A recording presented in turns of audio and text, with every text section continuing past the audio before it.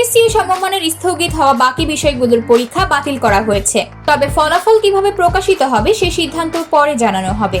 মঙ্গলবার বিকেলে ঢাকা শিক্ষা বোর্ডের চেয়ারম্যান অধ্যাপক তপন কুমার সরকার এ তথ্য জানান।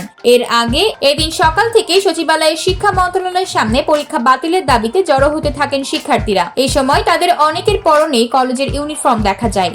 এরই মধ্যে খবর আসে শিক্ষা মন্ত্রণালয়ের অন্তর্বর্তী সরকারের শিক্ষা উপদেষ্টা ওয়াহিদুদ্দিন মাহমুদের সভাপতিত্বে এক সভায় এইচএসসি ও সমমানের পরীক্ষার বাকি বিষয়গুলোর পরীক্ষা অর্ধেক প্রশ্নোত্তরে অনুষ্ঠিত হবে আর পরীক্ষা 11 সেপ্টেম্বর থেকে আরো 2 সপ্তাহ পিছিয়ে যাবে।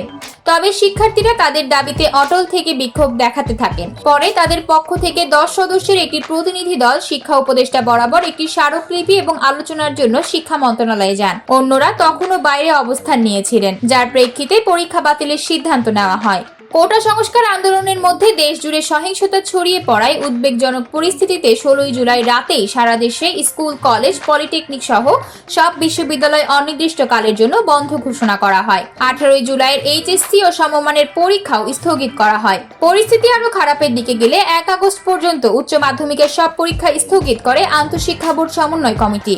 পরিস্থিতি স্বাভাবিক থাকলে 4 আগস্ট থেকে পূর্ব ঘোষিত সময়সূচি অনুযায়ী এইচএসসি ও সমমানের পরীক্ষা শুরু হবার কথা ছিল, কিন্তু সেই পরীক্ষাগুলো স্থগিত হয়ে যায়। বারবার স্থগিতের পর 11 আগস্ট থেকে নতুন সূচিতে পরীক্ষা শুরুর কথা ছিল, কিন্তু সরকার পতনের পর সহিংসতায় বিভিন্ন পরীক্ষা কেন্দ্রে ক্ষতিগ্রস্ত হওয়ায় পাশাপাশি প্রশ্নপত্র পুড়ে গেলে পরীক্ষা ফের স্থগিত করে শিক্ষা মন্ত্রণালয়। আতকিয়া মাইমুনা, বার্তা 24।